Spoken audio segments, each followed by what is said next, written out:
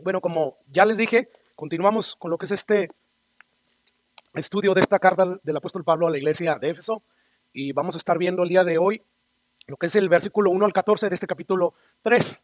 Y si usted estuvo atento a la lectura, habrá notado, hermanos, que el apóstol Pablo, después de habernos dado una detallación, una descripción, mejor dicho, de los privilegios enormes que tenemos en Cristo Jesús, esas bendiciones que hoy gozamos gracias a lo que Jesús hizo en la cruz del Calvario y particularmente lo que Dios hizo por nosotros, que Pablo describe a la mitad o a la segunda mitad del capítulo 2, que Dios nos ha reconciliado con Él, tanto a judíos como gentiles, y que ahora somos un pueblo, una familia y un solo templo, perdón. Bueno, a la luz de todo esto, Pablo ahora se dispone a orar por estos hermanos para que Dios los fortalezca en su fe al adquirir un entendimiento más pleno de lo que es el amor de Cristo por todos nosotros los creyentes. Sin embargo, yo no sé si usted notó, pero Pablo interrumpe esta oración momentáneamente abriendo un paréntesis que va desde el versículo 2 de este mismo capítulo 3 hasta el versículo 13. De hecho, si conectamos el versículo 1 del capítulo 3 con el versículo 14 del mismo capítulo, pues vamos a notar esa conexión y entonces vamos a poder entender bien ese paréntesis del cual estoy hablando. Y bueno, le debo ahí lo que viene siendo las proyecciones, pero si estás ahí en tu Biblia, si tú vas al versículo 1 del capítulo 3, Pablo dice, por esta causa, y sigue diciendo yo, Pablo, prisionero de Cristo, vamos a detenernos ahí por esta causa. Si vas ahora hasta el versículo 14, te vas a dar cuenta que ahí donde Pablo se detuvo para empezar a orar por los efesios, empieza él a hablar a través de un paréntesis, por así decirlo, acerca del ministerio que él recibió de Jesús. Pero en el versículo 14, si tú te adelantas, ahí vas a ver que Pablo reanuda esta oración, vuelve a tomar esta plegaria que él levanta y dice el versículo 14, por esta causa doblo mis rodillas ante el Padre nuestro Señor Jesucristo. Entonces vemos ahí, hermanos, que el apóstol Pablo, por así decirlo, hace un paréntesis antes de empezar a orar por los efesios, donde el versículo 16 dice, para que les dé conforme a la riqueza de su gloria el ser fortalecidos con poder en el hombre interior por su espíritu. Bueno, a la vista de esto pudiéramos, mejor dicho, podemos dividir todo este capítulo en dos puntos principales. Número uno pudiera ser el paréntesis que Pablo abre para explicar que la razón por la cual él está preso se debe a que él ha sido fiel y obediente al llamado que Dios le dio de predicar el evangelio, sí a los judíos, pero particularmente a los gentiles. Y ese sería un primer punto principal. Un segundo punto principal podría ser la oración que Pablo hace a favor de los efesios, que lo que le pide a Dios es que Dios los fortalezca su fe al adquirir more entendimiento o al profundizar en el entendimiento que tienen acerca del amor de Cristo. Y bueno, Dios mediante este será el segundo principal que estaremos viendo la próxima semana. El día de hoy vamos a ver este paréntesis que Pablo abre, como ya dije, para explicar la razón por la cual está preso, carcelado, que se debe a que él ha sido fiel al llamado que Dios le hizo de ir, de predicarle el evangelio a los gentiles. Y con esto en mente, vuelvo ahora sí al capítulo 1, o mejor dicho, al capítulo 3, versículo 1, dice Pablo ahí, por esta causa. O sea, es decir, a la luz de lo que ya les dije, a la luz de lo que ya vimos, de que gozamos enormes privilegios por estar en Cristo y de cómo Dios nos ha reconciliado a judíos y a gentiles para formar un solo pueblo, una sola familia y un solo templo, dice Pablo, yo, Pablo, prisionero de Cristo, por vosotros los gentiles. Aquí es donde Pablo abre ese paréntesis. Porque como ya vimos el versículo 14, pues él va a retomar ese paréntesis y va a decir, yo por eso, por esta causa, doblo mis rodillas ante nuestro Señor Jesucristo para que los fortalezca. Bueno, él simplemente se va a desviar de esta oración, de esta plegaria de una manera momentánea para considerar su ministerio que tenía para con los gentiles. Y de esa manera ellos pudieran ver, hermanos, que a través de esta carta Pablo le está diciendo, yo ahorita estoy encarcelado porque he vivido para predicar el evangelio y precisamente a ustedes los gentiles. O sea, Dios me dio un llamado de ir y proclamar el evangelio, sí a los judíos, pero principalmente a ustedes gentiles. Y bueno, esto es lo que estamos viendo. Y es por esa razón que Pablo una vez más, volviendo ahí al versículo 1, por esta causa, dice Pablo, prisionero de Cristo, por ustedes los gentiles. Así que es como si Pablo estuviera diciendo, yo estoy preso por causa de predicar el evangelio a ustedes los gentiles. Ahora, hermanos, vamos a recordar que Pablo al escribir esta carta, como hemos estado mencionando y como vamos a ver algunos versículos ahorita, él estaba en una prisión de Roma y estaba guardando la oportunidad de poder defenderse ante la autoridad máxima de aquel entonces, que era el César. debido a que él mismo apeló a él.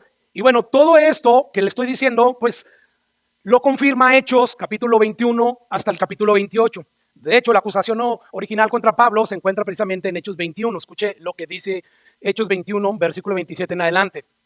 Dice el versículo 27, pero cuando estaban para cumplirse los 7 días, unos judíos de Asia, al verle en el templo, alborotaron a toda la multitud y le echaron mano.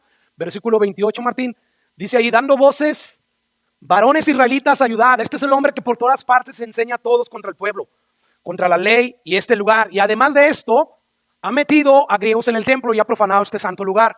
Porque antes había visto, sigue diciendo Lucas, a que con él estaba Trófimo de Éfeso, a quien pensaba que Pablo había metido en el templo. Versículo 30, así que toda la ciudad se conmovió, golpeó y el pueblo, apoderándose de Pablo, le arrastraron fuera del templo e inmediatamente cerraron las puertas.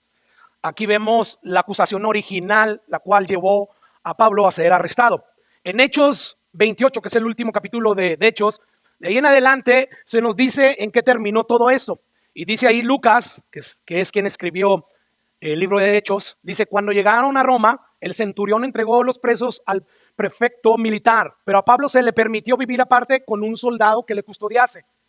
Versículo 17, aconteció que 3 días después, Pablo convocó a los principales de los judíos, a los cuales, luego que estuvo reunido, les dijo, yo, varones hermanos, no habiendo hecho nada contra el pueblo, ni contra las costumbres de nuestros padres, he sido entregado preso desde Jerusalén en manos de los romanos. Versículo 18, los cuales, habiéndome examinado, me querían soltar, por no haber en mí ninguna causa de muerte. Pero poniéndose los judíos, dice, me vi obligado a apelar a César, no porque tenía de qué acusar a mi nación. Versículo 20, así que por esta causa os he llamado para veros y hablaros, porque por la esperanza de Israel, escucha, y por predicar el evangelio a los gentiles, estoy sujeto con estas cadenas. Entonces vemos, hermanos, que Pablo estaba preso cuando él está escribiendo esta carta, porque la historia de cómo Pablo estableció iglesias en Éfeso se encuentra en Hechos 20. Entonces, esta es la acusación original que le hacen a Pablo. Fue una acusación de carácter religioso y no civil. ¿Y qué nos enseña todo esto? Bueno, que la prisión física de Pablo se debía a que él predicaba el evangelio. Porque el evangelio, aparte de proclamar que solo en Cristo tú puedes ser justificado delante de Dios, también proclama que tanto los judíos como los gentiles ahora son un solo pueblo. Ahora son una sola familia y un solo templo. Y bueno, estas verdades, cuando Pablo las proclamaba y los judíos la escuchaban, pues enfurecía a los judíos. Yo no sé si tú recuerdas, pero la semana pasada estuvimos hablando que los gentiles eran odiados y despreciados por los judíos. Así que el que Pablo predicara particularmente que los gentiles eran coherederos, miembros del mismo pueblo y copartícipes de las promesas abrámicas por medio de la fe en Cristo Jesús, pues ya era una declaración revolucionaria que encolerizaba el orgullo de los judíos. Y bueno, es a la luz de este contexto que Pablo le dice a los efesios, nuevamente, el versículo 1, por esta causa, yo, Pablo, prisionero de Cristo Jesús, por ustedes los gentiles. Entonces yo veo que Pablo había recibido un llamado especial de parte de Dios a llevar el evangelio al mundo gentil. Y eso le había acarreado muchos problemas con los judíos, hasta ser finalmente, como vimos, apresado en Jerusalén y enviado como prisionero a Roma, de donde él está escribiendo esta carta. Y es por eso que Pablo se refiere a él mismo como prisionero de Cristo, por causa del ministerio que él tenía, que había recibido de parte de Dios a los gentiles. Y es como si Pablo les dijera, yo estoy preso porque he sido fiel al mandato, a la misión de predicarles a ustedes los gentiles el evangelio. Por si alguno se pregunta, hey, ¿por qué Pablo está preso en Roma? ¿Por qué permite Dios tal cosa? O sea, a lo mejor ni siquiera es un verdadero apóstol de Jesús porque le está pasando eso. Y bueno, Pablo les dice, he aquí mi explicación. Yo estoy preso porque predico el evangelio, que dice que solamente en Cristo Jesús hay salvación, que gracias a que Jesús realizó un sacrificio en la cruz del Calvario, hoy Dios nos ha reconciliado con Él, pero también ha reconciliado a los judíos y a los gentiles. Y hoy son un pueblo, hoy son una familia y un templo. Esa es mi explicación porque estoy en la cárcel, porque los judíos no pueden escuchar esto y no enfurecerse. Es por eso que el apóstol Pablo en el versículo 13 dice ahí, por lo cual pido que no desmayen a causa de mis tribulaciones. O sea, les estoy diciendo todo esto para que no estén atribulados. Yo sé que ustedes ya se enteraron que estoy en la cárcel, pero es debido a esta causa que estoy en la cárcel. No es que Dios me ha abandonado, no es que yo no sea un apóstol verdadero de Dios. No, más bien es necesario creer en Jesús y es necesario también sufrir por su causa. Ahora, note que Pablo no se considera un prisionero de los judíos, ni un prisionero de los romanos. No, dice ahí un prisionero ¿de quién? De Cristo. O sea, esto nos muestra que aunque Pablo físicamente estaba bajo la autoridad romana, aún así él sabía que la autoridad más alta, más suprema, no era la autoridad romana. O sea, no era el César, no eran los judíos, aunque lo pusieron ellos en prisión. No, la autoridad final era Jesucristo mismo. Y es por eso que Pablo dice, por esta causa yo, Pablo, prisionero de Cristo Jesús, por ustedes los gentiles. Así que vemos que Pablo entendía, hermanos, que la mano de su Señor, de Cristo, de Jesús, lo habían llevado a ser apresado. O sea, esta era la voluntad de Dios. Si no hubiese sido la voluntad de Dios, ni los judíos, ni los romanos, ni el mismo César hubieran podido ponerlo en prisión. Ahora, eso no elimina la responsabilidad y el pecado de sus perseguidores. Sin embargo, el punto a recalcar aquí es que Pablo tenía una perspectiva clara de la soberanía de Dios, de la providencia de Dios, y eso le permitía reaccionar ante sus aflicciones o ante sus situaciones adversas de una manera gozosa, de una manera confiada. O sea, no me importa que me aprisionen, me metan a la cárcel. Yo sé que es por una causa no justificada. Yo sé que están cometiendo un delito, pero aún así no me importa que me metan. Si Jesús lo permite es porque es su voluntad y su voluntad siempre es buena, perfecta y agradable. Entonces Pablo, en vez de guardar resentimiento y empezar a acusar y cuestionar la providencia de Dios, Pablo simplemente se limita a hacer lo que él sabe hacer. ¿Qué sabía hacer y qué había sido llamado a hacer? A proclamar el evangelio donde él estuviera. Así que, hermanos, esto nos enseña que nosotros debemos hacer lo mismo. Nosotros, al estar considerando la providencia y la soberanía de Dios, eso nos debe de llevar a reaccionar ante las adversidades de la vida con gozo, con confianza, sabiendo que Dios tiene todo bajo control. Y bueno, si tú sigues leyendo Hechos capítulo 28, te vas a dar cuenta que el apóstol Pablo estuvo preso por 2 años. O sea, imagínate. Y aunque estaba preso a domicilio, aún así él estaba encadenado hacia un soldado que lo custodiaba, que lo vigilaba. Y eso debió haber sido muy incómodo. Sin embargo, no vemos al apóstol Pablo diciéndole, oh, ¿por qué Dios has permitido que me encarcelen injustamente? ¿Por qué Dios has permitido que cosas como estas malas me estén sucediendo? A pesar de que yo me dedico a servirte para expander el reino tuyo a través de la proclamación del evangelio y aún así estoy encarcelado. Tú no notas la más mínima señal de resentimiento y de amargura en lo que Pablo escribe por lo que le está aconteciendo. Una vez más, esto nos enseña que Pablo realmente creía en la doctrina bíblica de la soberanía de Dios. Y bueno, esta doctrina que Pablo abrazaba, que Pablo creía, para Pablo no era simplemente una doctrina de manera intelectual, o sea, no era un conocimiento mero académico, no era simplemente una doctrina más, no, para Pablo era una realidad. Y gracias a esta doctrina, Pablo sabía muy bien que él estaba en prisión porque Dios así lo había permitido. Y si Dios así lo había permitido, él sabía que su voluntad siempre es buena, perfecta y agradable. Y bueno, es de suma importancia que todo cristiano adquiera una comprensión cada vez más profunda acerca de la soberanía de Dios y sus implicaciones. Porque solo así vamos a poder reaccionar de manera adecuada ante las dificultades de la vida, ante las aflicciones de la vida. Y mire, si en verdad creemos de todo corazón que Dios está en el cielo sentado controlando todas las cosas que acontecen en el mundo para su gloria y para nuestro bien, bueno, pues no importa la situación en que nos encontremos, no tenemos razón alguna para estar resentidos, para estar amargados y descontentos.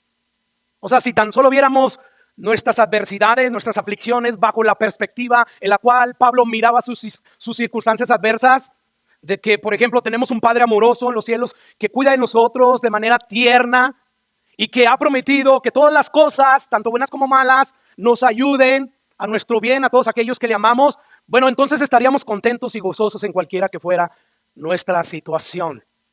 Tenemos que mantener, hermano, nuestra mirada en el autor y consumador de nuestra fe, nuestra mirada en la perspectiva acerca de la doctrina de la providencia de Dios.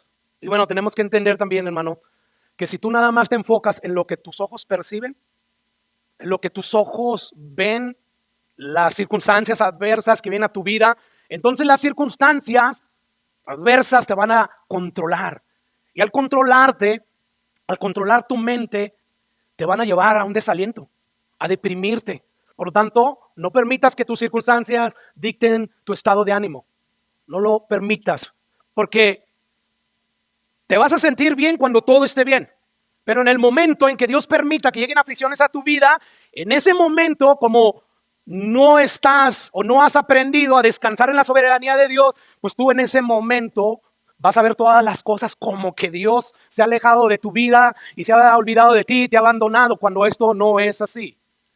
Por lo tanto, a la luz de la soberanía de Dios y de su cuidado sabio y tierno por los suyos, debemos aprender lo que el apóstol Pablo aprendió. Él dijo, yo he aprendido a estar contento en cualquiera que sea mi situación. O sea, Pablo descansaba en las promesas de Dios, pero también descansaba en la sabiduría y en el poder de Dios. Y nosotros tenemos que descansar, sí, en la providencia de Dios, sí, en la soberanía de Dios, pero también en sus promesas, como aquella que encontramos en Hebreo 13, que dice, no te desampararé, no te dejaré, de manera que podemos decir confiadamente, el Señor es mi ayudador. Y por lo tanto, como Él es mi ayudador y no me va a desamparar y no me va a dejar, entonces no voy a temer ante cualquier circunstancia. Al hacer nosotros esto, pues vamos a mantener una actitud victoriosa y gozosa. ¿Por qué? Porque confiamos que el Dios soberano del universo tiene control de todo lo que nos acontece. ¿Sabe que ver la vida, sobre todo cuando nos está yendo de la patada, bajo la bendita doctrina de la soberanía de Dios, hace un mundo de diferencia? Y sobre todo cuando la crees, porque a veces tenemos mucho conocimiento de las verdades de Dios. Y eso es bueno. Pero muchas veces no tenemos la fe para creer esas verdades. Y se requiere acercarse a Dios con fe, porque sin fe es imposible agradar a Dios. Pero cuando tú ejercitas tu fe y empiezas a creer, empiezas a tener una seguridad acerca de lo que Dios promete, empiezas tú a tener un sentir que emana de tu corazón, que te lleva a estar gozoso, que te lleva a estar victorioso. Así que a la luz de esto yo te pregunto, cuando tú estás afligido por cualquier causa, por causa de que tu cónyuge es muy desconsiderado y eso te aflige, o por causa de que tienes un hijo rebelde, o un jefe abusivo, o un vecino molestoso, por causa de enfermedad, o por causa de economía que te abruma, tú puedes decir como el apóstol Pablo, he aprendido a estar contento en cualquiera que sea mi circunstancia. Pablo decía, sé vivir humildemente, sé tener abundancia en todo y por todo estoy enseñado, así para estar saciado como para tener hambre. Y sigue diciendo como para padecer necesidad. Y ahí viene la frase bíblica que es muy mencionada por los cristianos. Todo lo puedo en Cristo que me fortalece. ¿Quieren saber la razón por qué yo he aprendido a estar contento en cualquiera que sea mi circunstancia? Y vaya que Pablo tenía un doctorado en sufrimiento. Bueno, la razón es por esto. O sea, todo lo puedo en Cristo que me fortalece. Mi fortaleza es Jesús. Y humanamente, cuando no siento a Jesús, yo empiezo a ejercitar mi fe y empiezo a creer las promesas que Dios nos ha hecho a nosotros, su iglesia. Y bueno, ciertamente, hermanos, aunque el apóstol Pablo quizás por las experiencias sobrenaturales, las revelaciones que recibió de parte de Jesús, quizás no necesitaba tanta fe como nosotros necesitamos, ¿verdad? Pero aún así, hermanos, es una promesa que cuando nosotros esperamos en Dios, en fe, Dios promete estar ahí para nosotros, para ayudarnos. Él no nos va a dejar hasta el día de hoy. Después de 20 y tantos años de cristianismo, Dios no me ha dejado ni te ha dejado a ti. En cada uno de tus años, aún en los momentos que te has sentido solo, Cristo ha estado ahí, Dios ha estado ahí, porque Él no es hijo de hombre para que mienta. No, Dios cumple lo que Él promete. Él es fiel a sus promesas y además Él tiene todo el poder para cumplir cada promesa que Él nos da. Así que si la respuesta a esta pregunta es no he aprendido a estar contento como el apóstol Pablo aprendió, entonces recuerda que Dios te amó con un amor eterno, un amor inalterable al punto de dar su vida por ti. Y empieza a crecer en ese conocimiento, en esa verdad, y vas a ver cómo si tú no aprendes a estar contento en cada momento de tu vida. Porque hay un momento en que tú dices, mientras tengo a Dios lo tengo todo. Aunque no tenga nada, si tengo a Jesús lo tengo todo. Y voy a sufrir, me voy a sentir mal, pero voy a sufrir con esperanza, voy a sufrir con gozo. Hay aquellos que lo pueden tener todo en esta vida, pero si no tienen a Cristo, a la luz de la eternidad no tienen nada, porque así como llegaron se van a ir de este mundo. Ahora, Pablo va a pasar a hablar en detalle acerca de su llamamiento a predicar el evangelio a los judíos, pero particularmente a los gentiles.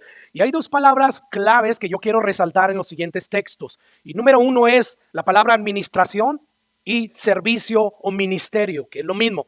Dice el versículo 2, si es que habéis oído de la administración de la gracia de Dios que me fue dada para con vosotros. O sea, ya este versículo nos está diciendo que Pablo era un administrador de Dios. ¿Y qué es un administrador, hermano? Bueno, alguien que maneja los bienes de otro, ya sea los bienes de una casa o de un negocio, y los maneja para el beneficio de su verdadero dueño.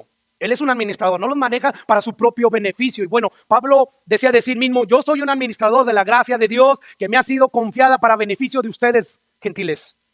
Y ahora, ¿a qué gracia se refiere Pablo? Bueno, leamos nuevamente el versículo 2. Si es que habéis oído de la administración, y luego dice ahí, de la gracia de Dios que me fue dada para con ustedes. Bueno, la gracia de Dios, aquí Pablo está haciendo referencia a todos los favores inmerecidos que recibimos de la mano de Dios. Y desde luego esto incluye la salvación, ¿verdad? Pero no se limita a la salvación que Dios ofrece a través de Jesucristo.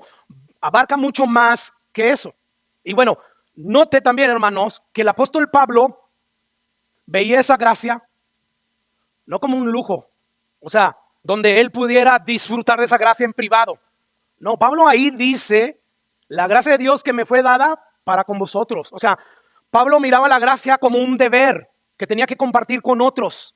O sea, él debía hacer un buen uso de todo cuanto Dios le había confiado para el beneficio de otros. Y sobre todo, tenía que hacer el buen uso de compartir el mensaje del evangelio.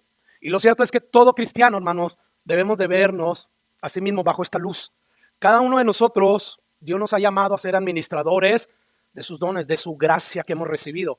Y esto nos enseña que si tú eres un creyente, tú eres un administrador de la gracia de Dios de una forma o en otra. Pero somos administradores. Lo mismo que el apóstol Pablo. Pablo con un diferente llamado a servir a tiempo completo, y tú y yo no.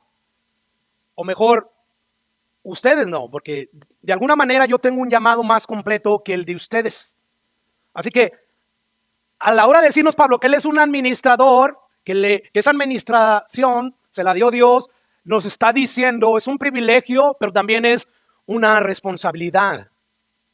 Y bueno, indudablemente que el apóstol Pablo fue un apóstol que se dedicó precisamente a ese llamado.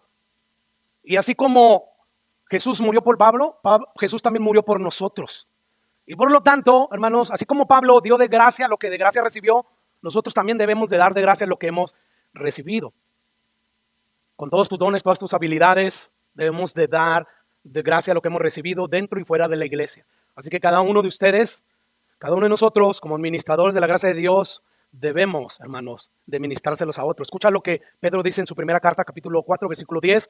Dice: cada uno según el don que haya recibido, según la habilidad que haya recibido, ministrelo, sírvalo a los demás como buenos administradores. Lo dice: de la multiforme gracia de Dios. Yo veo que Pedro nos dice aquí que todos somos administradores de la multiforme gracia de Dios, y por lo tanto, de acuerdo al don que hemos recibido, debemos de ministrarlo a otros. Así que si tú eres cristiano, tú debes de hacer uso de todas las oportunidades que Dios te da para bendecir o beneficiar a otros con tu administración, para la gloria de Dios, pero para el bien de otros.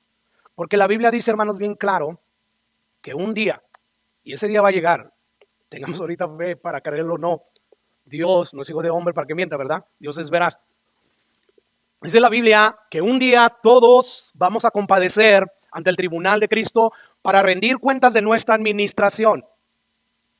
Mire, cuando se deja un administrador en una empresa y este administrador de esa empresa empieza él a hacer uso inadecuado de los bienes del dueño, y de repente le avisan: ahí viene el dueño y te va a hacer una auditoría. O sea, le dicen: ¿sabes qué? Ya está aquí, te va a pedir los libros. Bueno, en ese momento ese administrador tiene que temblar. Bueno, algún día nuestro Salvador, el dueño de la mies, vendrá a los suyos, y todos, según Pablo dice, todos compadeceremos ante el escrutinio meticuloso, minucioso de Dios, de Cristo. Y ahí vamos todos a tener que dar cuenta de esa administración que Dios nos ha confiado. Hay cristianos que piensan que ellos no van a pasar por esa auditoría, pero claramente Pablo nos afirma en segunda carta a los Corintios, capítulo 5, versículo 10, lo siguiente: porque es necesario que todos nosotros, los cristianos, compadezcamos ante el tribunal de Cristo para que cada uno reciba según lo que haya hecho mientras está en el cuerpo, sea bueno o sea malo. Para que cada uno reciba lo que haya hecho con su cuerpo, refiriéndose a la administración que Dios nos ha dado la encomienda de hacer discípulos, pero también de predicar el evangelio, cada uno vamos a recibir de acuerdo a qué hicimos con esta administración. Así que esa auditoría viene. Y si no estamos haciendo uso fiel de los dones que Dios nos ha dado, vamos a ser encontrados infieles al llamado que hemos recibido de parte de Dios. Y bueno, puesto que todos vamos a tener que compadecer, hermanos, de Cristo temamos.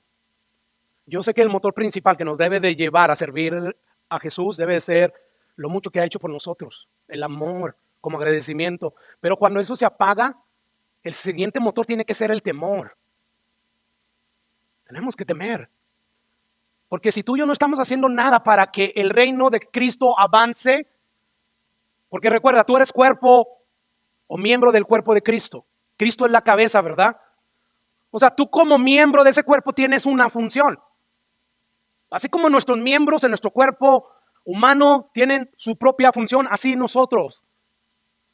Algunos van a ser boca, otros van a ser pies, manos, otros serán los dedos de los pies. Ay, no, pastor, eso a mí no me gustaría hacer. Qué horrible, qué feo. Bueno, déjame decirte que si nosotros no tuviéramos esos 10 dedos en nuestros pies, rápidamente perderíamos balance. En múltiples ocasiones caeríamos al suelo. O sea, aún esos miembros que tú crees que no sirven para mucho, esos miembros son útiles dentro de la viña del Señor. Dios nos ha dado dones, habilidades, talentos, y Dios nos va a pedir cuenta de todas esas cosas. Así que si tú eres miembro del cuerpo de Cristo, tú tienes una función en la iglesia. Hay algo que tú puedes y debes hacer para que el reino de Cristo siga siendo establecido. Por lo tanto, lo que Dios nos está diciendo aquí a través de todos estos pasajes es que nos aseguremos de que estamos siendo fieles a ese llamado, de que somos administradores de los dones que Dios nos ha otorgado por pura gracia. Ahora escuchemos lo que Pablo va a seguir diciendo, los versículos 3 y 4. Dice Pablo que por revelación me fue declarado el misterio, como antes lo he escrito brevemente. O sea, los efesios ya tenían conocimiento de estas cosas que Pablo está reafirmando aquí. Versículo 4 dice, leyendo lo cual puedes entender cuál sea mi conocimiento en el misterio de Cristo. Y la pregunta es, ¿qué es un ministerio? Y sobre todo un ministerio de Dios. O mejor dicho, un misterio. ¿Qué es un misterio, hermanos, de Dios? Bueno, un misterio de Dios es una verdad que ningún hombre por su propia capacidad, su propia fuerza puede averiguar. O sea, a menos que Dios te revele esa verdad, tú no puedes averiguarla, tú no puedes descubrirla. Eso es lo que es un misterio. Eso es lo que significa. Y bueno, dice Pablo, a mí Dios a través de una revelación me declaró este misterio. Yo no sé si tú sepas, pero Apocalipsis, que es el último libro de la Biblia, en el griego quiere decir revelación. ¿Y qué es esto de revelación? Bueno, Juan a través de ese libro nos revela muchas cosas que estaban en la mente de Dios, en el corazón de Dios y que nadie sabía. Y cosas del futuro sobre todo. Bueno, esta palabra Apocalipsis es la palabra griega compuesta por apo, que significa des, y calupto, que significa velo. Entonces, ¿qué significa Apocalipsis? Significa desvelar. O sea, algo que está velado, que no se puede ver, se quita ese velo y entonces ahí está la revelación. Bueno, esa comprensión que Pablo tenía del plan de redención de Dios, específicamente de que Dios, al igual que los judíos, iba a bendecir a los gentiles, específicamente eso. Bueno, Pablo no lo había obtenido porque alguien se lo informó o porque él se puso a meditar en las escrituras y inició una investigación muy ardua y entonces a través del razonamiento pues él lo descubrió. No, él dice que Dios se lo reveló y lo dice por pura gracia. Y ese misterio debía Pablo ahora darlo a conocer a los hombres. Y ahora, ¿de qué misterio está hablando Pablo aquí? Ya mencioné un poco de ello, pero escucha lo que dice el versículo 5 y 6. Misterio que en otras generaciones no se dio a conocer a los hijos de los hombres. ¿Cuáles son esas otras generaciones? Todo el Antiguo Testamento. En esa época, ese misterio a Dios le plació no darlo a conocer. Pero dice Pablo, como ahora es revelado a sus santos apóstoles y profetas por el Espíritu. Y aquí viene el misterio, que los gentiles son coherederos y miembros del mismo cuerpo, copartícipes de la promesa en Cristo Jesús, y lo dice por medio del evangelio, o sea, por haber creído en el mensaje del evangelio. Este era el gran misterio, que el mismo evangelio revela, hermanos. ¿Qué, hermanos? La plena participación de los gentiles en el plan de redención de Dios. Y como vimos el domingo pasado, Cristo a través de su sacrificio reconcilió, ¿verdad?, a ambos pueblos, a gentiles y a judíos, primeramente con Él y entre sí, creando un solo pueblo, una sola familia y un solo templo, donde todos los ciudadanos de este pueblo, judíos y gentiles, participan de los mismos derechos, porque ahora ambos grupos son herederos de Dios y coherederos con Cristo. Por lo tanto, es como si Pablo nos estuviera diciendo, no importa si eres o no descendiente físicamente de Abraham, tú eres el Israel de Dios. Por lo tanto, tú eres partícipe de todas las promesas que Dios le hizo a su pueblo. ¿Recuerdas cuando estudiamos la carta del apóstol Pablo a los Gálatas? Capítulo 3, versículo 28 al 29. Pablo ahí nos dice, y no hay judío, no hay griego, no hay esclavo, ni libre, no hay varón, ni mujer, porque todos vosotros son que uno en Cristo. Y voy a lo siguiente, versículo 29. Y si vosotros sois de Cristo, ciertamente, literalmente, linaje de Abraham sois y herederos según la promesa. Entonces vemos, hermanos, que nosotros somos coherederos de Dios y copartícipes de la promesa de salvación que es en Cristo Jesús. Y este es el misterio del cual Pablo está hablando. Esta era una verdad que no se había dado a conocer en las generaciones pasadas con la claridad con la que ahora se revela a través de todo el Nuevo Testamento. Veamos nuevamente el versículo 5.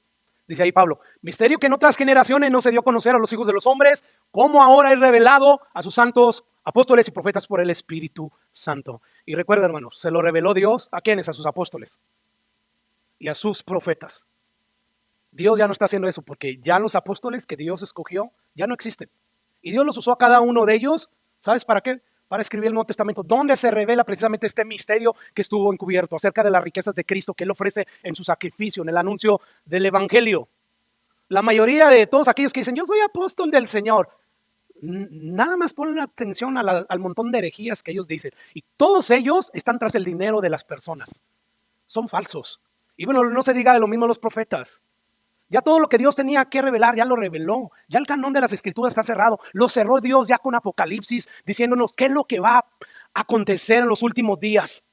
Y solo lo que Él nos dejó es todo lo que Él quería revelarnos. Y hay muchas cosas que Dios nos reveló que están llenas de simbolismos, ¿verdad? Que muchas veces no entendemos ni papas. Sin embargo, hay unos que ostentan de poder descifrar todas esas ilustraciones que Juan usa para decir esto fue lo que vi, era como esto y aquello. No dice que era tal así como él lo dice, era como, porque él no hallaba cómo describirlos. Y empiezan a decir que el Papa argentino ya es el anticristo, y vienen diciendo desde los tiempos de Hitler, él es el anticristo. Ya han pasado muchos años y nada de lo que ellos han dicho que era la interpretación ha sido.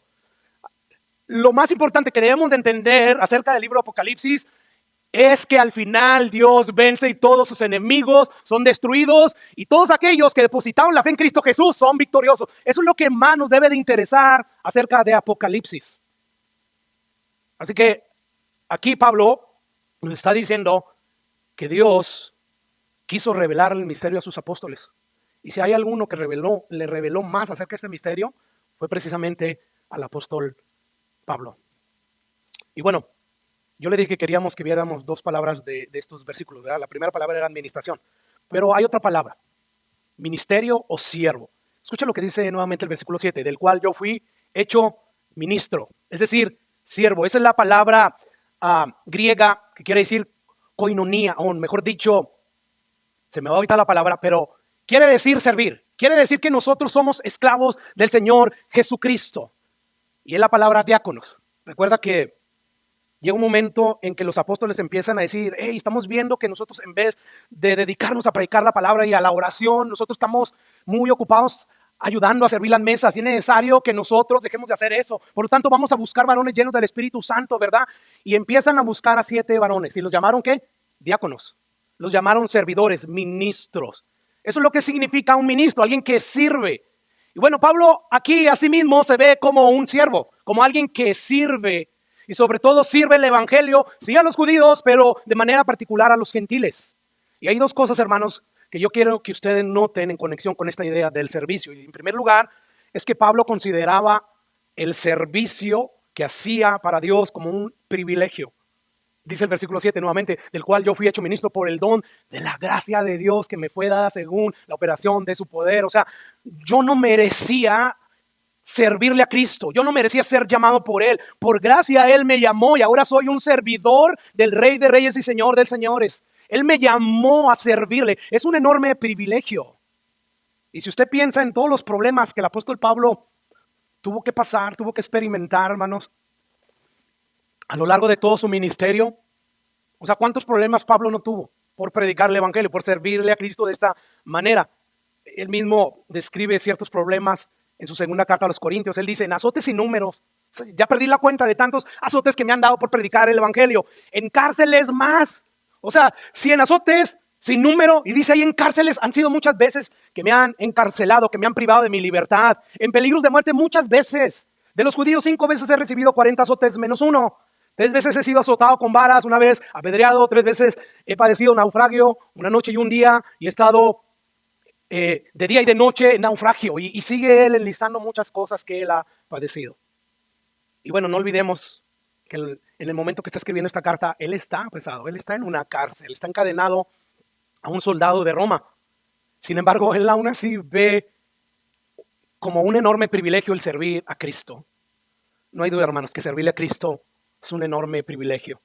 Aún a pesar de todas las penurias, vicisitudes, dificultades que tú y yo podamos experimentar a causa de servirle a Cristo, aún así sigue siendo un enorme privilegio.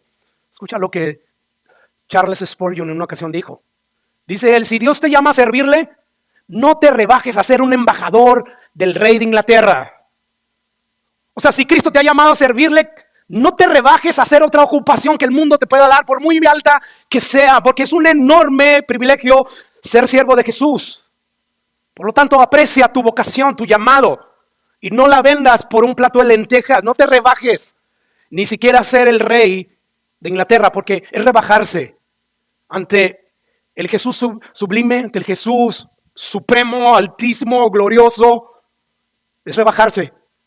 Por muy alta que sea un trabajo para servir en este mundo, a la luz de lo que es Jesús, es un rebaje, es basura.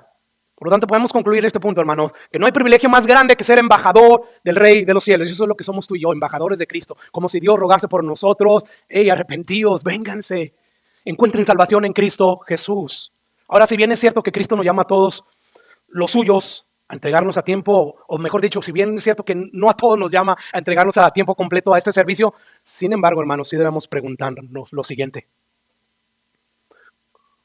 ¿Consideras tú un privilegio el que Dios te haya llamado a dejar todas las cosas para seguirle a Él? ¿Es un privilegio? O sea, si Dios te llamara a dejarlo todo, ¿vieras eso como un privilegio? ¿Consideras tú como un privilegio que Cristo te llame a las misiones? ¿Te lleve a lugares lejanos donde tengas que compartir la buena noticia del Evangelio? ¿Consideras que tal llamado es un privilegio? ¿Consideras que si Dios llamara a tu hijo y le pidiera ser pastor o un misionero en vez de ser abogado, lo mirarías tú como un privilegio y animarías a tu hijo a atender ese llamado de Dios? Y repito, yo sé que no todos somos llamados a hacer esto. Sin embargo, hermanos, para serle fiel a Cristo y serle útil en su obra, no hay que ser pastor, no hay que ser un misionero. Cada uno tiene un llamamiento. Y el punto aquí es que te preguntes si tú ves el servicio a Cristo como un privilegio tal como Pablo lo veía. Y eso es lo que yo quiero que tú te preguntes. Porque debemos de tener cuidado, hermano. No vaya a ser que nos estamos envolviendo en tanta comodidad en este mundo que estamos renunciando a lo que verdaderamente importa a la luz de la eternidad. Cosas como servir a nuestro Salvador. Porque si bien es cierto que no todos hemos sido llamados a ser misioneros, pastores a tiempo completos, también es cierto que todos hemos sido llamados al servicio de su reino. Y cada uno conforme a su vocación. Así que, como es un privilegio que Cristo nos llame, como pastores, como misioneros, también es un privilegio que Cristo nos llame a servirle, ¿sabes cómo? Como chofer, como personal de mantenimiento, como cocinero, como amas de casa, como lo que sea. Nosotros tenemos un enorme privilegio de servir a Cristo en cualquier vocación que estamos ejerciendo para ganarnos la vida. Dios nos puso ahí en ese momento para que para administrar, ¿verdad? Los dones, para administrar también la gracia que hemos recibido de Cristo a través del Evangelio. Escucha lo que Pablo dice en Colosenses capítulo 3, versículo 23 y 24. Dice, todo lo que hagáis, hacerlo de corazón como para el Señor y no para los hombres, sabiendo que del Señor vas a recibir recompensas de la herencia, porque a Cristo el Señor servís. ¿Te das cuenta? Así que cuando los pastores, ¿verdad?, salen de su casa algunos, para sus oficinas, para trabajar quizás en el desarrollo de la predicación, para aconsejar, qué sé yo, bueno, ellos salen a servir a Cristo. Y de la misma manera, podemos decir que las amas de casa que se quedan en sus hogares para atender a sus hijos, para atender el hogar, también ellas están sirviendo a Cristo. Cuando tú sales para tu propio trabajo, tú estás saliendo para servir a Cristo. Y Cristo te va a dar oportunidades para que entonces tú puedas aportar para el avance de su reino. Ahora quiero que notes también que el apóstol Pablo no solo veía el servicio a Cristo como un enorme privilegio, sino que entendía perfectamente que era por el poder de Cristo que llevaba a cabo ese servicio que le rendía a Cristo. Versículo 7 de nuevo, de la cual yo fui ministro por el don de la gracia de Dios que me ha sido dado según la operación de su poder. No era según la tenacidad del apóstol Pablo, según el esfuerzo, que sí había esfuerzo. Yo creo que en lo que sí nos esforzamos es en buscar la llenura del Espíritu Santo. ¿A través de qué? De los ejercicios espirituales, que es la meditación de la palabra de Dios, la oración, el ayuno. Es ahí donde vamos a encontrar la fortaleza de Cristo. No es a través de que alguien venga e imponga manos y reciba el poder de Dios. No, hermanos, es a través de la meditación de la palabra de Dios y de la oración que nosotros recibimos el poder. Y ahí estamos haciendo un esfuerzo de nuestra parte, pero aún así Dios pone el querer como el hacer. Sin embargo, muchos pues apagamos esos deseos porque nos empeñamos en alimentar la carne.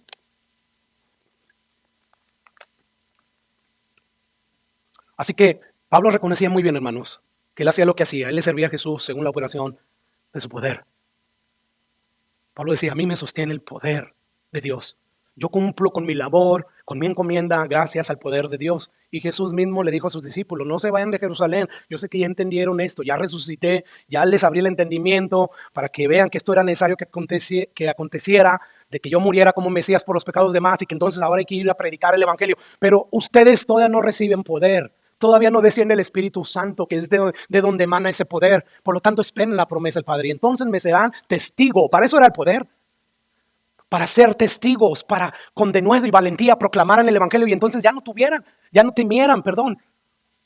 Y es ahí donde nosotros encontramos el poder de Dios. Escucha lo que Pablo dice en Colosenses capítulo 1, versículo 28 y 29. Dice ahí, a quien anunciamos, amonestando a todo hombre y enseñando a todo hombre en toda sabiduría, a fin de presentar perfecto en Cristo Jesús a todo hombre, para la cual también trabajo, escucha, luchando según la operación o la potencia de Dios, la cual actúa poderosamente en mí.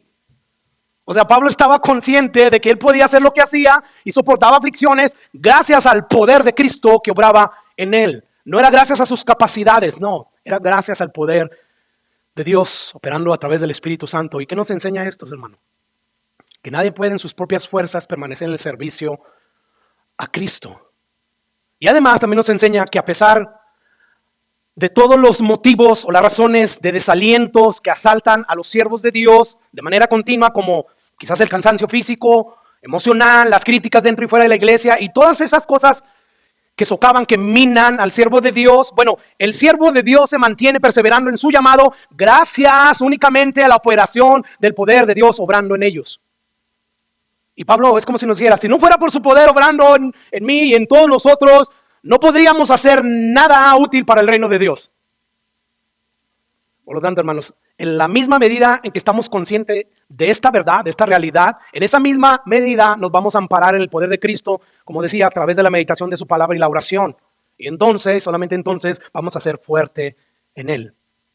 Ahora, vamos a notar también el sentido de indignidad, de pequeñez que dominaba el apóstol Pablo a la hora de cumplir su misión. Versículo 8, dice, a mí que soy menos que el más pequeño, y escucha, de todos los santos.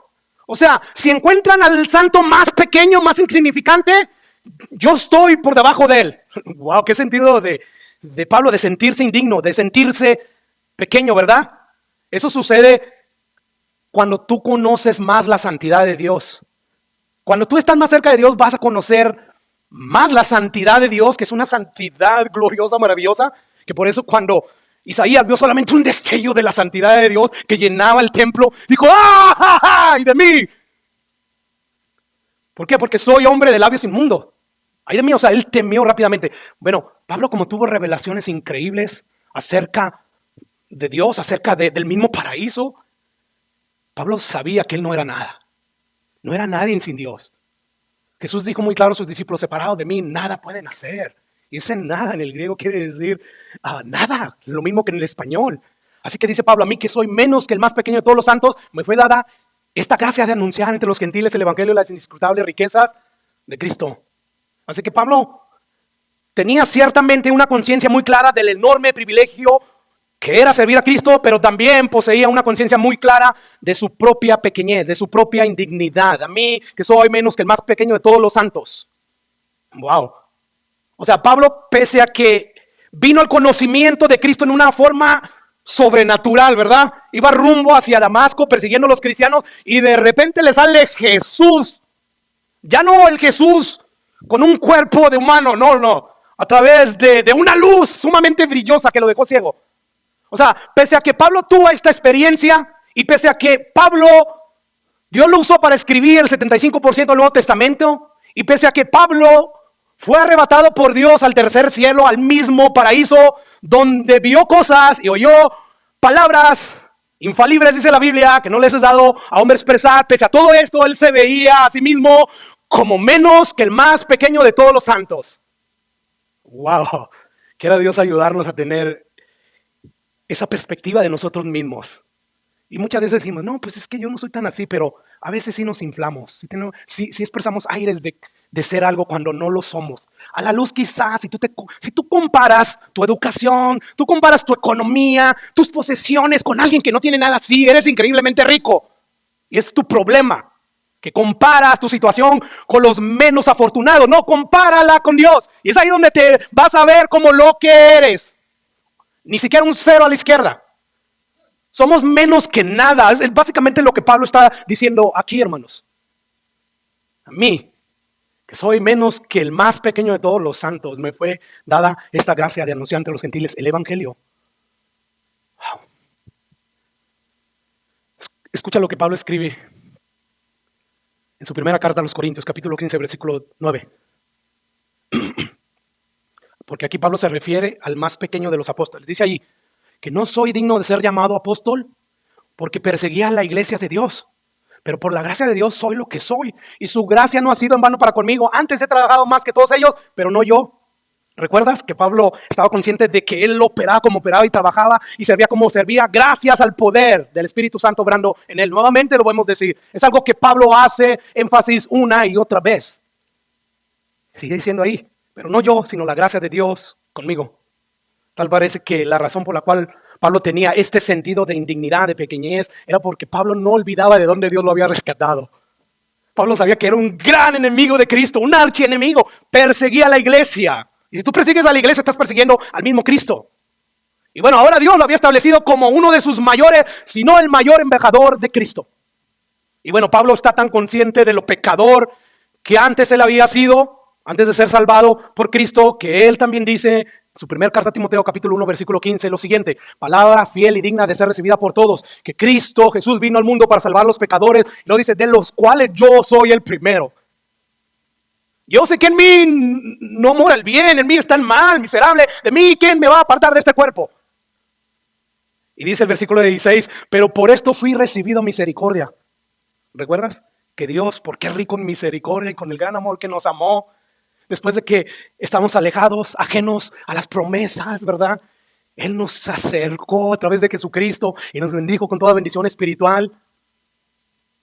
Bueno, Pablo dice, por esto fui recibido misericordia, para que Jesús mostrase en mí el primero de toda su clemencia, para ejemplo de los que habrían de creer en Él para vida eterna. Y bueno, estos pasajes nos hablan, Señor, hablan de cómo Pablo expresaba constantemente su pequeñez, cómo Pablo tenía ese sentido de indignidad. Y eso era lo que lo llevaba a magnificar la obra de la gracia de Dios en su vida.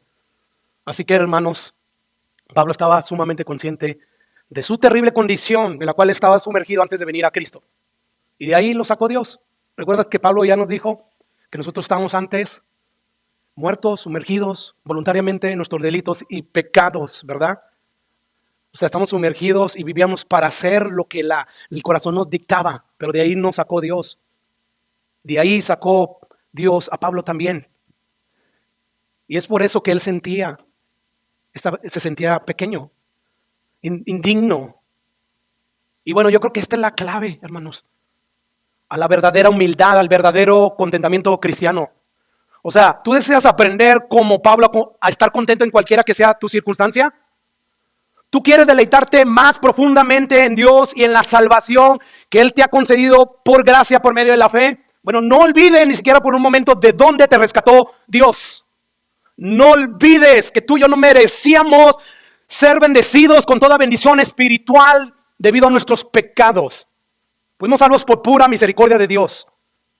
Y tal vez muchos aquí, si no es que la mayoría, cuando eran inconversos, pues no manifestaron abiertamente como Pablo un aborrecimiento directo al evangelio y al nombre de Jesús. Sin embargo, eso no elimina ni una pizca la condición en que estamos cuando estamos sin Cristo y sin esperanza. No, nosotros, al igual que todos los seres humanos, estábamos sumergidos voluntariamente en nuestros delitos y pecados. Y todos éramos, según Pablo ya nos dijo en los primeros versículos de su carta, éramos por naturaleza hijos de ira, enemigos de Dios. Algunos manifestaban abiertamente esa enemistad y otros de manera discretita la manifestaban, pero todos éramos enemigos de Dios antes de ser reconciliados por medio de Cristo. Escucha lo que dice Colosenses 1:21. Y a vosotros también, que eras en otro tiempo extraños y enemigos, en vuestra mente haciendo malas obras, ahora os ha reconciliado. Este pasaje nos dice claramente que hubo un tiempo en nuestras vidas donde éramos enemigos de Dios, hermanos. Hubo un tiempo en que no amábamos a Dios, en que no queríamos vivir para su gloria. Hubo un tiempo en que continuamente desobedecíamos su ley, pero aún así Dios soportó con paciencia nuestro pecado. O sea, ¿qué hubiera sido si Dios, al mismo instante que pecamos por primera vez, hubiera decidido quitarnos la vida? Porque la paga del pecado, ¿qué es? Muerte. Pero como Él es lento para la ira, ¿verdad? Grande en misericordia. Dios soportó con paciencia nuestros pecados. Y bueno, ¿cuánta misericordia tuvo Dios por nosotros, hermanos? Ahora, en vista de tanta misericordia derramada en nosotros, como Pablo dice en Romanos, le ruego por la misericordia de Dios, en vista de tanta misericordia derramada en nosotros, cuánta gratitud, pero también alegría debe de brotar, debe de emanar de nuestros corazones continuamente. Claro que sí, cuánta gratitud, porque nos sacó de donde nadie más nos podía sacar, de una muerte espiritual. Por tanto, debe de haber gratitud, agradecimiento, y debe de haber alegría, gozo a la hora de que sirvamos a Dios. Sin embargo, tristemente los cristianos tenemos la tendencia a olvidarnos del infierno que merecíamos por nuestros pecados. Y entonces, ¿qué pasa? Cuando lo olvidamos, pues empezamos de dejar de valorar esos privilegios que tenemos en Cristo Jesús. Y además dejamos de soportarnos adecuadamente los unos a los otros, dejamos de soportar las aflicciones que tenemos que sufrir por causa de su nombre. Y por lo tanto, hermanos, la pregunta o preguntas a la luz de lo que acabamos de decir, una pudiera ser: ¿por qué nos resulta tan difícil responder como cristianos ante las aflicciones de la vida? ¿Por qué nos amargamos? ¿Por qué nos resentimos cuando, por ejemplo, alguien nos ofende? Cuando alguien nos maltrata injustamente. Porque Pablo hicieron un montón de cosas contra él, como a Cristo, y él nunca se sintió ofendido. Él no se llenó de resentimiento, ¿verdad? No se amargó la vida. Pero nosotros, ¿por qué se nos hace difícil? O sea, alguien nos ofende, alguien nos maltrata injustamente y rápidamente reaccionamos en la carne, ojo por ojo, ¿verdad? Diente por diente. No soy menso, sí, seré manso, pero no menso, pastor. Bueno, yo creo que la respuesta tiene que ver porque olvidamos lo que justamente sí merecemos, hermanos. Miren, por más mal que alguien nos trate, todavía se queda corto con el infierno que merecemos por nuestros pecados.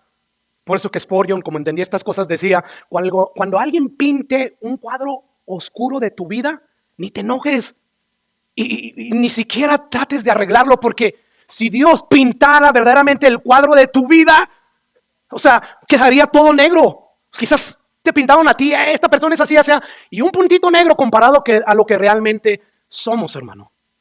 Y bueno, yo creo que es la razón por la que Pablo no se sentía amargado ni deprimido. está en la cárcel en Roma y está animando, está escribiendo a esta iglesia de Éfeso. ¿Por qué, hermanos? Porque la doctrina de la soberanía de Dios, la teología de que todos estamos muertos en nuestros delitos y pecados voluntariamente, eso era lo que gobernaba a Pablo en medio de su sufrimiento. Y yo creo que muchos de nuestros problemas se deben por nuestra falta de coherencia.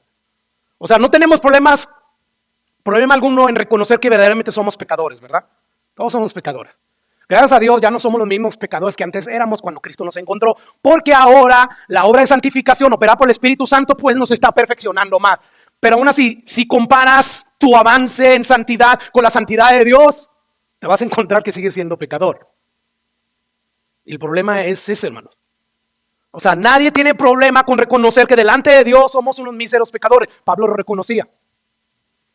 Sin embargo, hay de aquel que me trate como un mísero pecador. O sea, cantamos y declaramos que somos pecadores, sin embargo, cuando alguien nos trata como tales, nos ofendemos. Yo creo que debemos de ponernos de acuerdo. O somos o no somos pecadores. Que Dios nos ayude a tener esa coherencia. O sea, Pablo era coherente con su teología. Y yo creo que no hay duda que necesitamos cultivar esa humildad y ese contentamiento que emana precisamente de una comprensión de lo que somos según Dios, no de lo que dice la gente de ti que tú eres. No, yo te pregunto, ¿qué somos sin la gracia de Dios? Pablo dijo, ¡miserable de mí! Pastor nos está llamando miserables, no sé. A la luz de lo que tú y yo somos y lo que es Dios, sí somos miserables. O sea, ¿qué somos, hermanos? Sin el Espíritu de Dios. Somos simples pecadores que merecemos ser condenados eternamente en el infierno. Pero Dios, en vez de darnos ese infierno que merecemos, Él decide colmarnos de privilegios y bendiciones solamente por su gracia. Y bueno, esta comprensión era lo que le permitía a Pablo no solamente soportar sus prisiones sin queja, sino con gozo, con alegría. Y con ese gozo seguir sirviéndole a Cristo sin importar el precio, sin importar el costo. A mí, que soy menos que el más pequeño de todos los santos, me fue dada esta gracia. Y bueno, rápidamente, escucha lo que dicen los versículos restantes. Porque Pablo aquí va a hablar el propósito por el cual Dios le dio esta gracia de anunciar el evangelio, ¿verdad? Dice el versículo 9, y de aclarar todo cual sea la dispensación del ministerio escondido de los siglos en Dios, que creó todas las cosas, y lo dice ahí el propósito, para que la multiforme sabiduría de Dios sea ahora dada a conocer por medio de nosotros la iglesia, los principados y potestades en los lugares celestiales. Pablo nos dice, hermanos, que el propósito por el cual fue llamado a anunciar el evangelio, lo mismo que todos los apóstoles y todos sus discípulos, que ese propósito, el cual fue un misterio oculto en los tiempos pasados, pero ahora traído a luz, ese propósito fue para que la multiforme sabiduría de Dios sea ahora dada a conocer por medio de la iglesia a los principados y potestades en los lugares celestiales. Ese es el propósito. La iglesia de Cristo vino a existir, ¿sí?, a través de la predicación del evangelio, y se fundamentó y solidificó la revelación del Nuevo Testamento dado por medio de los apóstoles, hermanos. Y ahora, según Pablo dice, esa iglesia es un instrumento en las manos de Dios para dar a conocer su multiforme sabiduría. ¿A quiénes? A los ángeles caídos, tanto a los ángeles buenos en el cielo. O sea, esta frase, principados y potestades, está aludiendo ahí a los diferentes rangos y órdenes angelicales que hay. Y bueno, Pablo está diciendo que estos ángeles, en todos sus rangos y órdenes, están aprendiendo la multiforme sabiduría de Dios a través de todo lo que tiene que ver con el plan de redención del hombre que termina en la iglesia. Según Pablo, es en la obra de la redención en Cristo donde Dios manifiesta más claramente su sabiduría en toda su multiformidad. O sea, los ángeles, al ver o al contemplar la iglesia de Cristo, ellos se enriquecen o enriquecen esa comprensión que ellos ya tienen de la sabiduría de Dios, y eso los lleva a adorar más y más a Dios. ¿Y qué es lo que ellos ven en la iglesia, hermanos?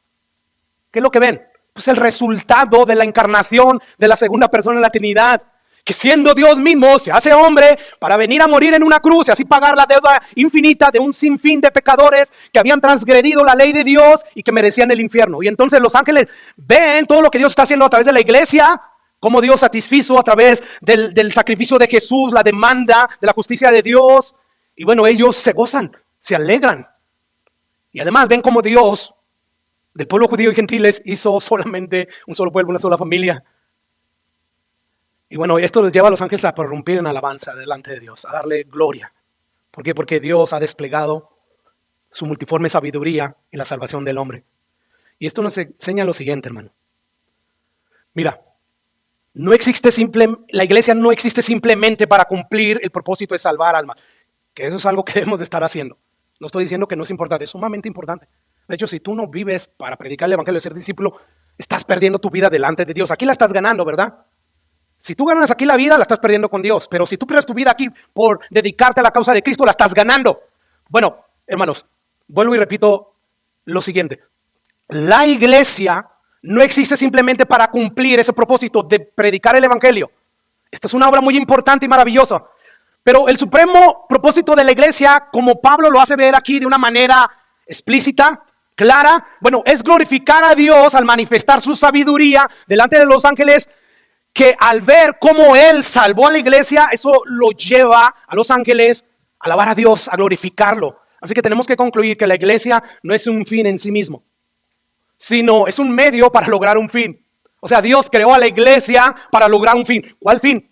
Bueno, el fin de glorificar a Dios. Esa es la meta suprema por la cual Dios creó todo lo que existe. Yo sé que tú te crees el centro de la historia y que le quieres reclamar a Dios. Yo también en mi interior quiero reclamarles a veces a Dios. Pero aquí la escritura es la autoridad final. Y yo tengo que traer mi razonamiento y dejarlo, doblegarlo a la verdad de Dios. Esto es claro. Todo existe para la gloria de Dios. Pues qué egoísta es Dios. No lo es, aunque así parezca, no lo es. Pero todo lo hizo para su gloria. Fuimos creados para la alabanza de su nombre. Y Pablo eso es lo que nos está diciendo. La iglesia no es un fin en sí misma, sino un medio para lograr un fin. Y ese fin es glorificar a Dios. Que todo lo que existe, que todo lo que Dios creó, glorifique a Dios por los siglos de los siglos. Mire, ciertamente la Biblia nos dice que los ángeles contemplan la sabiduría de Dios y el poder de Dios a través de lo que Dios ya creó. Pero donde más se asombran de Dios por la sabiduría que ellos ven es precisamente en cómo Dios salvó al pecador. Cómo Dios de un montón de pecadores formó un pueblo, formó una iglesia, una familia y un templo. Y es en ellos en lo que hace que ellos prorrumpan en alabanza y empiecen a entender más la sabiduría de Dios. Wow. Escucha lo que dice 1 Timoteo capítulo 3, versículo 16. Indiscutible, grande es el misterio de la piedad. Dios fue manifestado en carne. ¿Oíste? Es un misterio. ¿Cómo se puede explicar eso? No se puede explicar. Pablo nos está diciendo, o sea, es indudable. Esto es un gran misterio. Pero Dios fue manifestado en carne. Y luego dice, justificado en el Espíritu. O sea, Dios manifestado en carne y luego justificado por el Espíritu. Pero a donde quiero llegar yo es, dice, visto de los ángeles, predicado a los gentiles que viven en el mundo, recibido arriba en gloria. Visto de los ángeles. Los ángeles contemplan lo que Dios está haciendo a través de la iglesia, a través de su plan de redención. Y ahí pueden ver la multiforme sabiduría de Dios. No había otra manera de mostrarle a los ángeles la multiforme sabiduría de Dios. O sea, Dios no quiso solamente explicárselas, enseñárselas. No, Él dijo, les voy a mostrar mi multiforme sabiduría para que entonces la magnitud de gloria que ustedes me dan sea aún más fuerte. Y vean lo que yo estoy haciendo a través de una creación que se rebeló contra mí voluntariamente. Pero yo he decidido formar un templo, un pueblo, una familia. Escuche lo que el pastor MacArthur dice con respecto a esta verdad. Él dice, el salón de la clase de Dios es el universo. O sea, es el mundo. Dios es el maestro, obviamente, ¿verdad? ¿Quiénes son los ángeles? Los estudiantes. ¿Quién es la iglesia? La ilustración. ¿Y cuál es el tema que Dios le está enseñando a sus ángeles a través de todo el universo y como ejemplo la iglesia? ¿Cuál es el tema? La multiforme sabiduría de Dios. Yo creo que no hay una cosa más simple, una manera más simple de explicar esto que de esta manera. Dios bendiga la vida de este siervo de Dios que ya está dando sus últimos días peleando, ¿verdad? La batalla final. Y bueno, ¿qué nos enseña todo esto, hermanos? Bueno, a mí me enseña el alto cuidado que nosotros debemos de tener con todo lo que tiene que ver con esta iglesia. Y no hablo de esta iglesia particular, sino de la iglesia de Jesús. Debemos de tener un alto cuidado con su doctrina, con su testimonio, su santidad, su adoración, su liderazgo, con todo. Porque en el decreto eterno de Dios, ¿sabes qué? La iglesia ocupa un lugar preeminente, alto. Escucha nuevamente lo que el apóstol Pablo dice en Efesios 3, versículo 11. Después de decir que el propósito de que Dios mandara a Pablo para hablar acerca del evangelio era, dice ahí, para mostrarle la multiforme sabiduría a través de la iglesia, los principados y los potestades en lugares celestiales, y lo dice el versículo 11, conforme al propósito eterno que hizo en Cristo Jesús nuestro Señor. Propósito eterno. Desde la eternidad pasada ya Dios había determinado hacer esto, conforme a su propósito. Entonces esto nos dice que el lugar que ocupa la iglesia en la historia de la redención no fue un plan de última hora de Dios, hermano. No fue el plan B de Dios. O sea, al ver que los suyos lo rechazaron, pues entonces, plan B, hay que matar a Jesús. Hay que dejarlo y después resucitarlo y después vamos a ir por los gentiles. No, hermanos. Dios trazó su plan desde el principio. Y ese plan no pudo ser frustrado de ningún modo. Ese plan decía que Dios le plació reconciliar todas las cosas, las que están en los cielos como en la tierra, en Cristo Jesús, o sea, a través de su obra.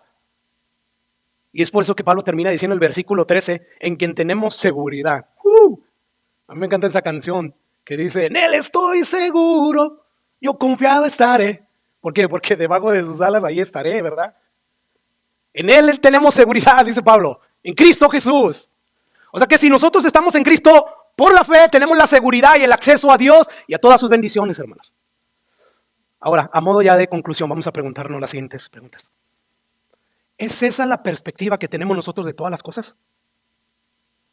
¿Consideramos a Cristo o el servicio a Cristo como un enorme privilegio? Sin importar el costo, hermanos, que pueda traer ese servicio, ya sea predicando la palabra desde un púlpito o limpiando baños, limpiando los pisos del edificio donde nos congregamos. ¿Tú ves eso como un privilegio, como siempre somos los mismos? Y esta persona no hizo buen trabajo y ahora tengo que fregarle más. Todo lo que hagas, hazlo para Cristo, no te quejes. Hazlo para Él. Haga quien haga. Recuerda lo mucho que te ha bendecido y con eso ni siquiera vas a andar viendo quién hace y quién no hace, o quién sí hace. Recuerda, a Cristo el Señor servís. Así que considera lo que tú haces para que el reino de Dios avance, porque mantener la iglesia aquí limpia hace que esta iglesia pueda abrirse y proclamar el evangelio y la palabra de Dios, y entonces el reino de Dios pueda seguir avanzando. Tú contribuyes de esa manera para que el reino de Dios pueda seguir avanzando. Entonces tú ves eso como un privilegio, como una carga, como nos cierra ya la iglesia, como... No, hermano, estás mal. Es un privilegio servirle al Señor. Pregunta, ¿estamos creciendo nosotros en el conocimiento de ese evangelio y sus implicaciones? De tal manera que manifestamos en nuestras vidas alegría, gozo, por participar de las riquezas inescrutables que encontramos en Cristo Jesús. Mire, se cuenta la historia de una pareja que se hospedaron en un hotel muy caro. Y ellos, al haber pagado ese hotel muy caro, pues fueron al restaurante y abrieron el menú, y ellos pensaron, si así está de caro el hotel, la habitación, pues así va a estar de caro la comida, ¿verdad? Y por lo tanto ellos se limitaron solamente a comer café y pan, lo más baratito, ¿verdad? Sin embargo, cuando ellos se disponían a ir a pagar supuestamente la cuenta, ellos se enteran de que toda la comida estaba incluida en el pago de la habitación. Wow. O sea, ellos hubieran podido comer todo lo que se les hubiera antojado porque ya estaba incluido todo en el precio por la habitación. Y bueno, muchos viven como pordioseros y son pordioseros porque están sin Cristo y sin esperanza. Sin embargo, hay muchos cristianos que tristemente viven como pordioseros. ¿Y sabes por qué? Por ignorancia. Por ignorancia, porque no conocen o no meditan en las inscrutables riquezas que tenemos en Cristo Jesús. Pablo empieza esa carta, ¿recuerda? Bendito sea el Padre nuestro Señor Jesucristo, que nos bendijo con toda bendición espiritual en los lugares celestiales. O sea, con toda. Ya no había una bendición más con la cual Dios nos pudiera bendecir. Nos bendijo con toda bendición espiritual. No escatimó el regalarnos por pura gracia a su mismo Espíritu Santo. ¡Wow! Y de verdad, ¿quieres servir a Dios como pordiosero? ¿Quieres vivir la vida como si realmente no fueras un súper bienaventurado? Somos sumamente bienaventurados. Por lo tanto, cuando estés pasando por adversidades, no dejes que las adversidades que está frente a ti te atemorice. No dejes que tu alma se empiece a cobardar. No, mejor deja que tu espíritu a través de la palabra de Dios se fortalezca, se estimule, recordando las promesas de Dios. Y si no tienes fe, pídele a Dios fe. Aumenta mi fe, Dios, en este momento, porque no tengo la capacidad de presentarme a ti con fe. Así que yo te pregunto, hermanos, ¿estás comprendiendo cada vez más y profundizando cada vez más en las inescrutables riquezas de Cristo? De tal manera que se puede ver en tu rostro, en la manera en que cantas y alabas a Dios. Sobre todo se puede ver en la manera como enfrentas las aflicciones de la vida. ¿Es la iglesia para nosotros algo tan importante como lo fue para Pablo? Al punto de cuidar nuestra vida espiritual, al punto de cuidar nuestro testimonio, para que entonces la gloria de Dios brille en medio de nosotros, que somos su iglesia, con más esplendor. ¿Es la iglesia una prioridad en tu vida? O sea, haz memoria. ¿Cuántos domingos en todo este año tú has faltado nada más porque sí? O sea, yo sé que hay a veces, delante de Dios hay justificaciones, ¿verdad? Por las cuales algunos faltan. Pero haz memoria, ¿cuántos domingos tú has faltado en esta iglesia donde Dios te plantó? No más por cualquier razón. Entonces, no digas, si tú encuentras que faltas por cualquier razón, que la iglesia, la cual Dios está usando para enseñarles de una manera más clara y más profunda la multiforme sabiduría a sus ángeles, no digas que la iglesia es una prioridad en tu vida. Si en muchas cosas importantes de la iglesia tú no estás, y te lo digo con amor, te lo digo con respeto, si tú faltas a la iglesia por cualquier cosa ante los ojos de Dios, la iglesia no es importante para ti.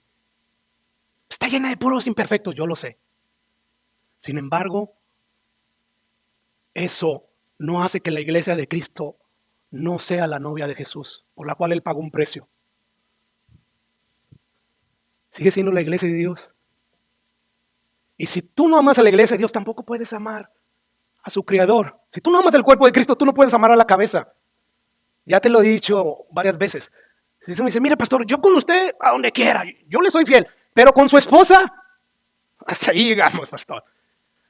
¿Qué cree que yo voy a decir yo? Pues está bien. No, si yo amo a mi esposa y es parte de mí, somos una sola carne, yo voy a decir, pues lo siento. No sé por qué, porque no quieras aceptar a mi esposa. Ella es imperfecta como tú.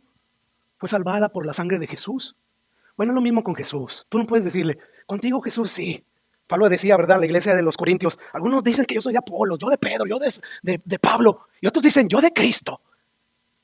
O sea, ahí esa gente es súper espiritual. Yo y Cristo nomás, pero con la iglesia nada.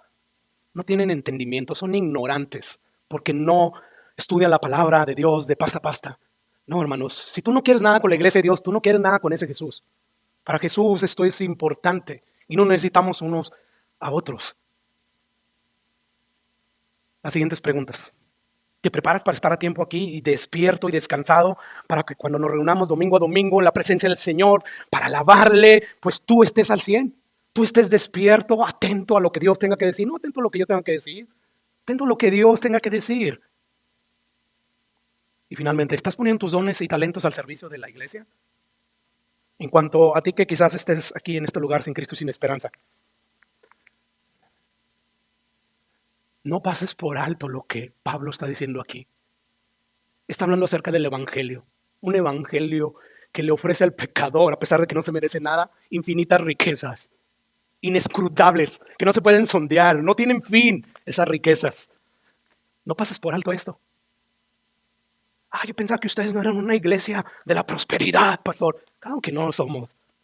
¿De qué prosperidad estamos hablando? De la prosperidad espiritual. El evangelio bíblico te ofrece riquezas eternas. No te ofrece riquezas temporales de este mundo, sino riquezas eternas. Riquezas que continúan contigo más allá de la muerte. ¿Cómo qué? Como el perdón de tus pecados, la comunión con Dios, su cuidado tierno, paternal, sus promesas que son fieles y verdaderas, y además una vida plena y con significado aquí y ahora. Y por si todo eso fuera poco, Dios te ofrece en el evangelio a Él mismo, a su espíritu. Estas son las riquezas que ofrece el evangelio. Estas son las riquezas y un montón más que Dios ofrece a todos aquellos que creen en Jesús. Déjame decirte que si tú mueres sin recibir estas riquezas que Dios te ofrece en Cristo Jesús, allá donde vas, que hay dos destinos para todos aquellos que muramos. Uno es la presencia del Señor, el cielo, y el otro es el infierno, fuera totalmente de la presencia de Dios.